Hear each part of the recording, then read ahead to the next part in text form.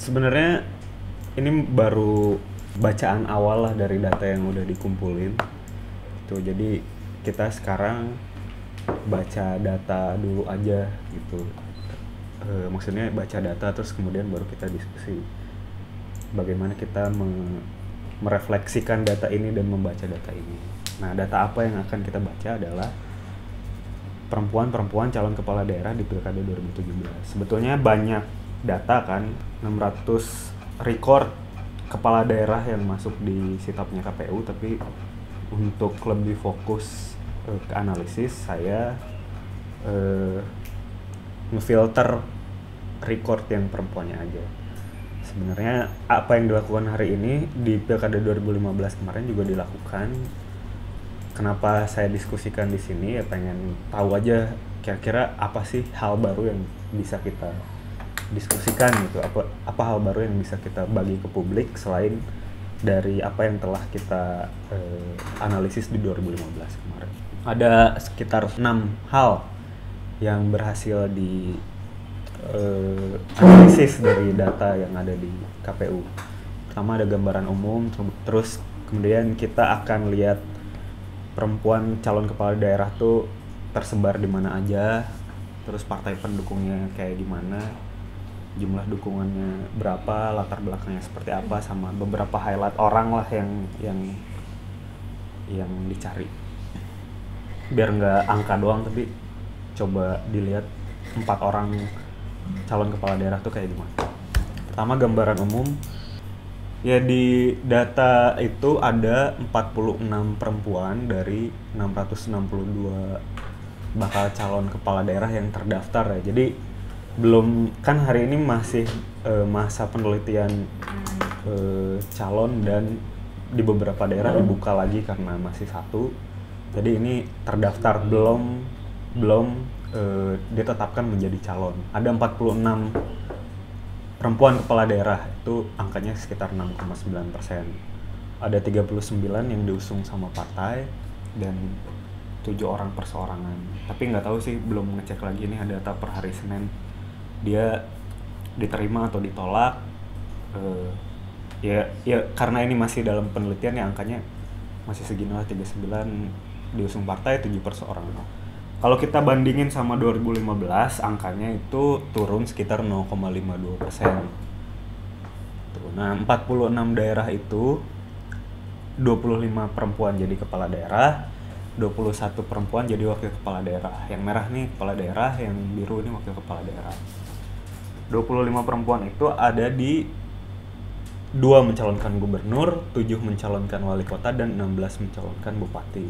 Kalau di 269 daerah di Pilkada 2015 itu nggak ada yang nyalonin gubernur, tapi kalau sekarang ada 4, 2 jadi calon gubernur, 2 jadi wakil gubernur, calon wakil gubernur. Terus di daerahnya di mana aja sih sebenarnya perempuan tuh ada? Nah, ternyata perempuan itu hanya ada di 37 daerah aja dari 101 daerah yang melaksanakan pilkada. Itu 37% dibulatin ya dari 36, berapa gitu, jadi 37% itu. 37 wilayah itu ada 25 kabupaten, 8 kota, sama 4 provinsi. Kalau kita lihat proporsinya, daerah yang ada perempuannya cuma yang biru ini, daerah yang nggak ada perempuannya biru. Kan tadi ada 46 ya, 46 calon kepala daerah. Nah, kita lihat, saya coba hitung sebenarnya di gugus Pulau Sumatera itu berapa persen sih proporsi perempuannya kalau kita bandingin sama calon kepala daerah yang mendaftar. Paling tinggi bisa kita lihat di Kalimantan, ternyata proporsi perempuannya paling tinggi, ada 31,5% perempuan. Yang paling banyak kalau kita bandingin yaitu Kalimantan pertama, terus di Jawa kedua, ketiga sebenarnya ada 2 di Sulawesi sama Maluku. Di breakdown lagi, Aceh paling banyak calon kepala daerah perempuan karena dia daerah yang paling banyak juga. Ada 6 kepala daerah, 4 calon kepala daerah, 2 calon wakil kepala daerah. Ini 4 terbesar. Aceh, Jawa Tengah, Lampung, Jawa Barat. Mungkin ya Aceh ya terbanyak karena dia daerahnya paling banyak melakukan pilkada di 2017. Ini perempuan dan partai pendukung. Sebenarnya apa sih partai paling banyak mendukung perempuan? Ini hasilnya. Sebenarnya ada semua dihitung sih, tapi untuk di highlight aja ya. Di highlight ada 6 partai terbanyak.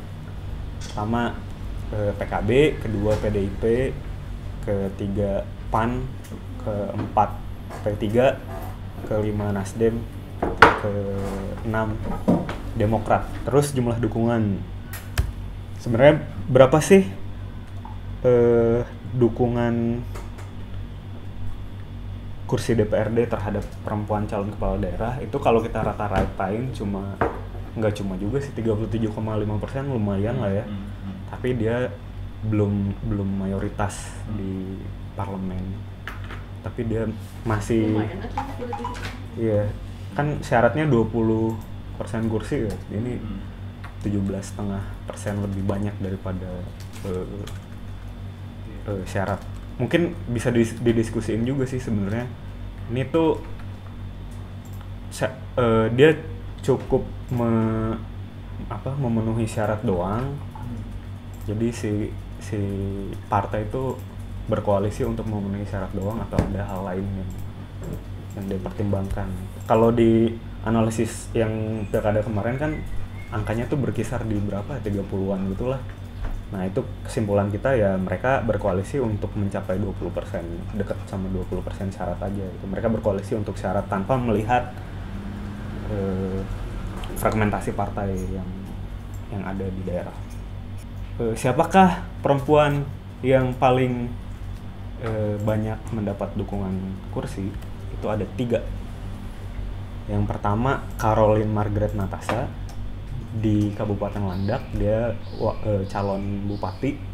Wakilnya Herculanus Heryadi, dia 91,43% DPRD. Ya, dia calon tunggal juga nih di Kabupaten Landak, soalnya Kalimantan Barat. Iya, Kalimantan Barat. Partainya ada. Terus yang kedua Fahima Iskandar, dia 90 kursi, nyisain cuma 3 kursi juga sebenarnya. Tuh, yang kedua Iza Priyani di Brebes, dia petahana di Brebes. Tapi kalau dirata-ratain dari 46 itu ya 37,5% tadi kursi DPRD. Kita lihat latar belakang dari perempuan 2017 ya. Kalau kepala daerahnya paling banyak tuh 6 ini anggota DPR legislator lah. Ada 16 dari 25, persentasenya 64%. Yang kedua kader partai, yang ketiga jaringan kekerabatan, keempat petahana, kelima pengusaha. Itu. Kalau wakil kepala daerahnya paling banyak legislator juga, keduanya jaringan kekerabatan, ketiga kader partai. Mari kita bandingkan dengan latar belakang perempuan kepala daerah tahun 2015. Kalau yang biru 2015, yang kuning oranye itu 2017. Yaitu angkanya beberapa naik. Misalkan ini sebenarnya persentase ya. Legislator dia naik, kader partai, cuma petahana turun, pengusaha juga turun. Kalau wakil kepala daerah udah sih segitu. Ya mungkin highlight beberapa orang yang gol-golnya. Beberapa orang yang kita yang baru aku lihat mendalam ya. 4 perempuan di provinsi. Jadi yang pertama ada Hana Sana Fadel.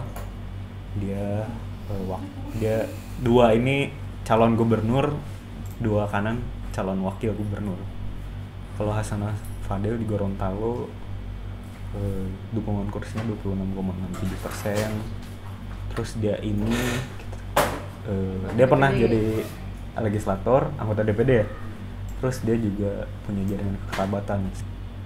Yang ketiga calon wakil gubernur DKI. Ternyata si Silvia Murni itu pernah jadi anggota DPR. Dia juga PNS, dia juga mantan wali kota. Eni Anggraini Anwar, dia wakil dari calon gubernur Ali Baal di Sulawesi Barat.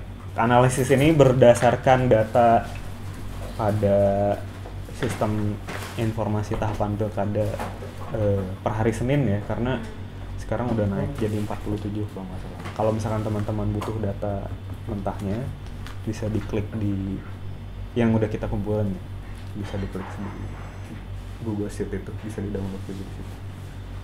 Terima kasih teman-teman.